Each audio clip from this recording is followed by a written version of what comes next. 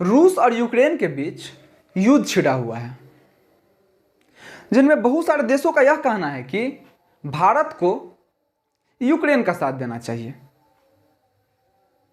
लेकिन हम यह कैसे भूल जाएं, जिस समय में हमारे देश का आर्थिक स्थिति भी उतना सही नहीं था, उस समय में हमारे देश का साथ रूस दिया है। याद है ना 1971 का युद्ध, जिस समय पाकिस्तान और भारत के साथ जो युद्ध हो रहा था, तो उस समय अमेरिका पाकिस्तान का साथ दे रहे थे। तो उस समय भारत सरकार ने रूस से मदद मांगी थी, तो भारत सरकार को रूस से मदद मिली थी। यह कोई एक बार की बात नहीं है। इसका कारगिल युद्ध ले लीजिए आप, इसके बाद अनुच्छेद 370 ले लीजिए, इसमें भी जो है भारत का साथ दिए हैं रूस। अभी के समय में भारत के पास जितने भी हथियार है ना, जितने भी हथियार है, उसका 80% जो है ना रूस से ही आता है, और रूस ही ने दिए हैं भारत को। आज S-400 जो है, S-400 वह रूस ही दिए हैं हमको, भारत सरकार को, जिससे चाइना का होश उड़ा हुआ है। चाइना चलने देता भारत को, वो भी देख रहा है जो इसके पास है हथियार ऐसा। तो रूस और भारत के बीच जो है ना बहुत पुराना दोस्ती है, उसको ऐसे नहीं तोड़ सकते हैं। अभी बैलेंस बना के रखना होगा, अभी जो है ना बहुत ज़्यादा बैलेंस बना के रखना होगा भारत सरकार को, क्योंकि एक छोटा सा गलती जो है ना लेके डूब सकता है। अमेरिका रंग बदलता है, अमेरिका जो है ना रंग बदलने में माहिर है। हाँ, इसका मतलब ये नहीं जो अमेरिका से हम दोस्ती तोड़ ले, उससे भी पुराना दोस्ती है, लेकिन वह रंग बदलने में जो है ना बहुत तेज है। लेकिन रूस जो है ना शुरू से साथ दे रहे हैं भारत का, तो उसके साथ दोस्ती तोड़ना तो बिल्कुल गलत होगा। अभी भी देख लीजिए, भारत सरकार यह बिल्कुल सही किए हैं, नहीं रूस के साथ है और नहीं यूक्रेन के साथ है, वो वोटिंग ही नहीं किए हुए, जहां तक वो चाहते हैं जो युद्ध समाप्त हो जाए जल्द से जल्द। क्या आपको लगता है अगर कोई देश दो देश के बीच में युद्ध होता है तो इसमें और देश को कोई नुकसान नहीं है? बिल्कुल नुकसान है। अभी मान लीजिए रूस और यूक्रेन के बीच जो युद्ध हो रहा है ना, इसमें कहीं ना कहीं हमारे देश को भी घटा है। ऑयल देख लीजिए, तेल, यानी कि तेल जो है ना बहुत मतलब कि महंगा हो जाएगा। अभी तक तो रोक लगा के रखे हुए हैं सरकार, दाम नहीं बढ़ने दे रहा। लेकिन क्या आपको लगता है अगर ऐसे चलते रहा युद्ध तो निश्चित है जो दाम बढ़ेगा। बहुत सारे ऐसे देश हैं ना, देख लीजिए ना आप, नेपाल ही देख लीजिए, बगल में तेल का दाम वहां भी बढ़ा दिया गया है। तो जब दो देश में युद्ध होता है ना तो और भी देशों पे इसका असर पड़ता है। हाँ, तो ये सही बात है, जो हम लोग को अमेरिका से भी कट के नहीं रहना है, उसके साथ में मिल के ही रहना है। लेकिन रूस जो है भारत का बहुत साथ दिए हैं। 1965 में जब अकाल पड़ा था ना, तब अमेरिका जो है ना ऐसा गेहूं भेजा था भारत सरकार को जो वह सुअर को खिलाता था। ऐसा गेहूं जिसको सुअर के खिलाने में काम आता था अमेरिका में, वो भारत को भेज दिया था अकाल में। अब सोच सकते हैं आप, उस पे कैसे विश्वास किया जा सकता है। 1971 में भारत और पाकिस्तान के बीच जो युद्ध हो रहा था, उसमें भी है जो पाकिस्तान के साथ चला गया था, भारत के साथ नहीं आया था। उस समय में भारत सरकार ने रूस से मदद मांगा और रूस ने भारत का साथ दिया था। तो यहाँ पे बहुत सोच समझ के भारत सरकार को फैसला लेना होगा। अभी भी 80% हथियार जो है ना रूस का दिया हुआ है, रूस से ही आता है। सुकोई एयर जो है वो भी आपको रूस ने ही दिया है।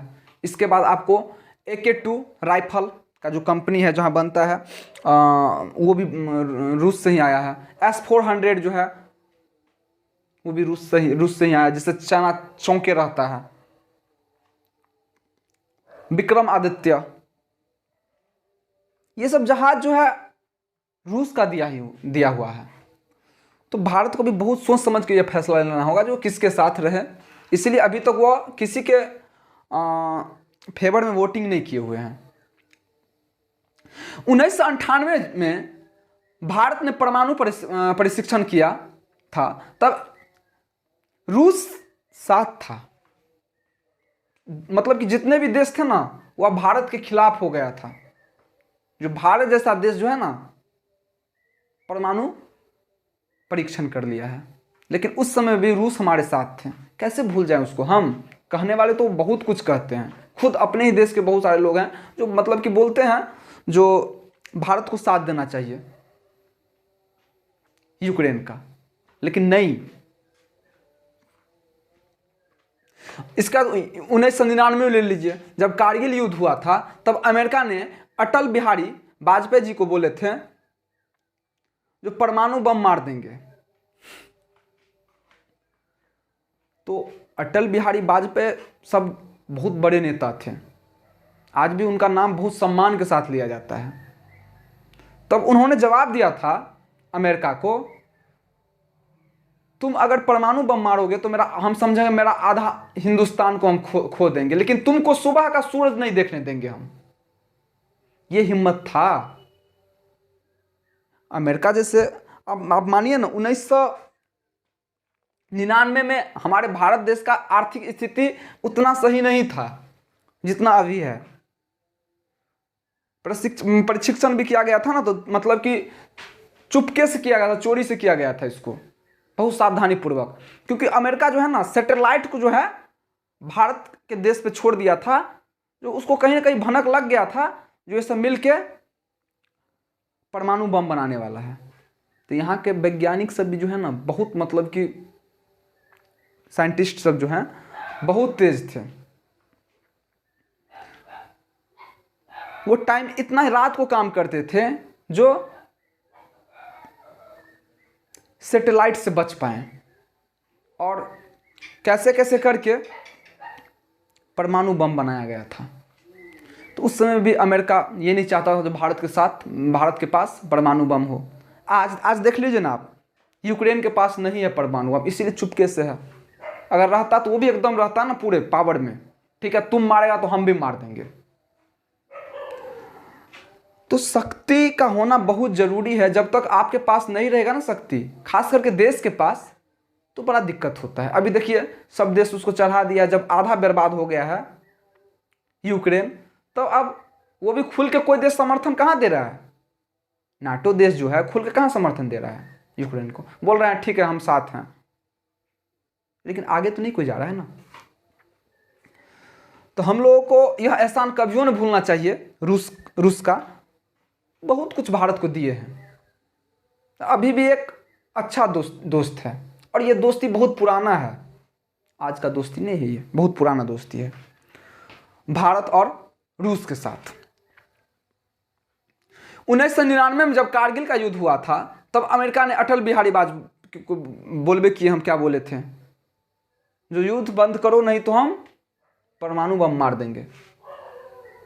तो बोलबे किए थे अटल बिहारी वाजपेयी जी, तुम अगर बम मारोगे तो मेरा आधा हिंदुस्तान हम समझेंगे नहीं है मेरे भारत के हिस्सा में, लेकिन सुबह का सूर्य तुमको नहीं देखने देंगे।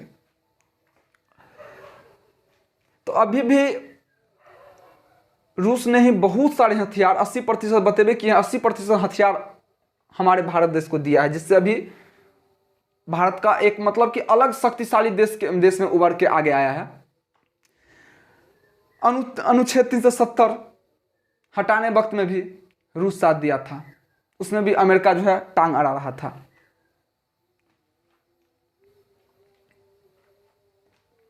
अकाल पड़ा था, बतेबे किए हैं, शुगर खाने वाला गेहूं भेजवा दिया था। तो ये आपको हो गया पूरे दुनिया में, अमेरिका हो गया, रसिया हो गया, चाइना हो गया, ये सब हमेशा लड़ते ही रहता है। आप देखिए ना, हमेशा लड़ता है। और देश के साथ कहाँ युद्ध होता है इतना, ये सब लड़ते ही रहता है आपस में, और दूसरे देश को भी संकट में डालते रहता है।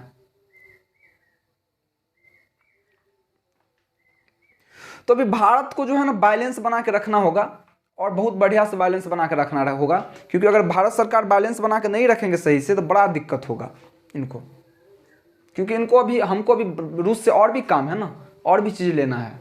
ये तो है नहीं जो मतलब हो गया काम हो गया। मान लीजिए उससे हमको अगर प्रॉब्लम आती है, रूस से अगर हम लोगों को थोड़ा भी अनबन होता है ना देश के साथ, तो मान लीजिए जो भी लड़ाकू विमान दिए हैं, हथियार दिए हैं, ऐसा तो नहीं सब दिन चलेगा, उसको भी रिपेयर का जरूरत पड़ेगा। कहाँ जाएंगे, कहाँ से रिपेयरिंग करवाएंगे। हाँ, लेकिन ये बात है जो हमको अमेरिका से भी दुश्मनी नहीं लेना है, क्योंकि अगर कभी भविष्य में चाइना के साथ अगर युद्ध हो गया तभी हमको अमेरिका से ही मांगना पड़ेगा साथ, क्योंकि उस समय में रूस हमारा साथ नहीं देंगे। तो बहुत सोच समझ के, एक सरकार को बहुत सोच समझ के फैसला लेना पड़ता है। ऐसा नहीं है जो कुछ बोल दिए चलो हम तुम्हारे, गांव घर नहीं है या कोई मतलब कि एक शहर या एक गांव का बात नहीं है जो हाँ ठीक है हम तुम्हारे साथ है, झगड़ा हुआ चलो तुम्हारे साथ लाठी लेके आ गए, ऐसा थोड़े होता है। यह देश है, बहुत सोच समझ के बहुत सारे जनता को देखते हुए तब फैसला लेना पड़ता है, ऐसे नहीं होता है। तो मेरे हिसाब से भारत अभी अपने जगह पर बहुत सही है, जो किसी का समर्थन नहीं किए हैं, जहाँ तक चाहते हैं कि युद्ध रुक जाए।